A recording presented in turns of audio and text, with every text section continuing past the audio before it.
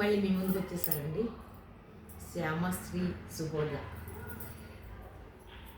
ఇప్పుడు మనం ములక్కాడ కూర, మనం టమాటా ఇంకా మిక్స్డ్ కూర చేసుకుంటాం, కానీ ములక్కాడ పాటోళి అనే ఒక కూర ఉంటుంది.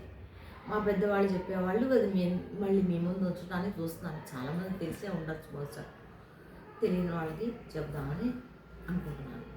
ములక్కాళ్ళు ఏం చేయాలంటే చక్కగా ముదురు కాదు లేత కానివి తీసుకోవాలి.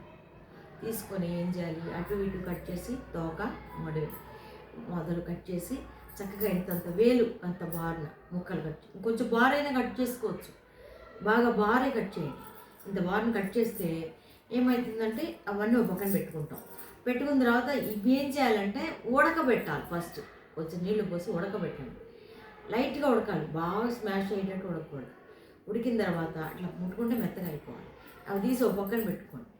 నీళ్ళు ఉంటాయి కదా, మిగిలిన నీళ్ళు, ఆ నీళ్ళలో ఏం చేస్తారంటే శనగపప్పు నానబెట్టి రుబ్బిన పిండి ఈ నీళ్లు పోసి రుబ్బి ఆ పిండిని ఒక బాండీలో ఒక పక్కన పెట్టుకొని ఉప్పు వేసి పిండిని రెడీ పెట్టుకొని నానబెట్టిన శనగపప్పు పిండి చేసుకొని ఈ ఉడకబెట్టిన ములక్కాడ నీళ్లు కలుపుకుంటూ రుబ్బుకోవాలన్నమాట. వేరే నీళ్ళు పోయొద్దు. ఇది వేస్ట్ కాకూడదు. టేస్ట్ విటమిన్స్ అన్ని పోకుండా మనకి యూజ్ అవుతుంది అనమాట. లేకపోతే చాలా ఉపయోగించుకోండి. ఆ నీళ్ళు మాత్రం పారిపోయేది. అని చేస్తారంటే ఆ నీళ్ళతో చక్కగా గుజ్జు చేసుకోండి. శనగ పిండిని చేసి ఒక పక్కన పెట్టండి. ఈ ముక్కలు పిండి కొంత తర్వాత బాండీ పెట్టుకొని నూనె మరింత వేయండి. కొంచెం బాగానే వేయాలి. ఒక 50 గ్రాములు వేయండి. వేసిన తర్వాత ఏం చేయాలి, 2 ములక్కాడలు నేను చెప్పేది. వేసిన తర్వాత ఏం చేస్తారంటే అంత కాగిన తర్వాత నూనె అంత జీలకర్ర వేసేది.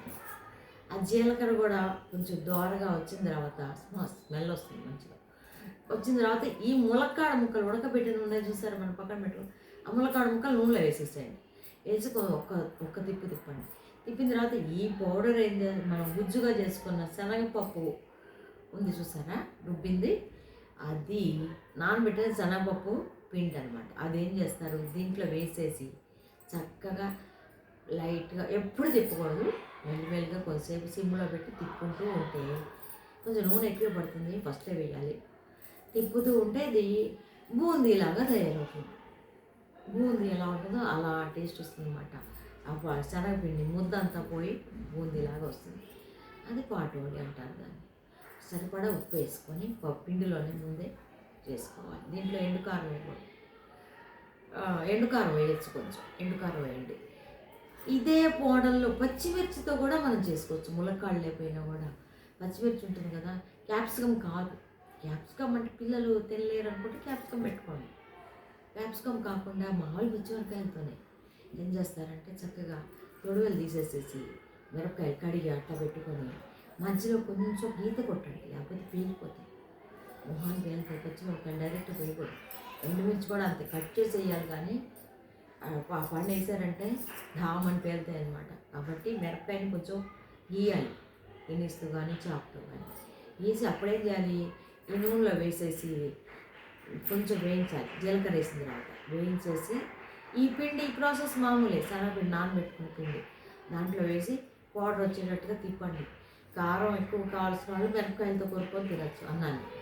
లేకపోతే వద్దు బాబు అనుకున్న వాళ్ళు ఏం చేస్తారు, మిరపకాయలు పక్కన ఈ పిండిలోకి పడుతుంది కదా కొంచెం కారం, మిరపకాయలకు సంబంధించి ఉప్పు సరిపడా, పసుపు వేస్తే వేడి, లేకపోతే లేదు. చక్కగా ఈ పచ్చిమిర్చి కూర అంటారు దీన్ని, పచ్చిమిర్చి కూర. అదే ములక్కాళ్ళు ఉంటే ములక్కాళ్ళ కూర. ములక్కాళ్ళు పచ్చిమిరకాయలు కూడా కలిపి కూడా చేసుకోవచ్చు మనం కావాలంటే. ఇది కూడా బాగుంటుంది. ఇది పాటోళి అంటారు దీన్ని. చాలా బాగుంటుంది, ట్రై చేయండి.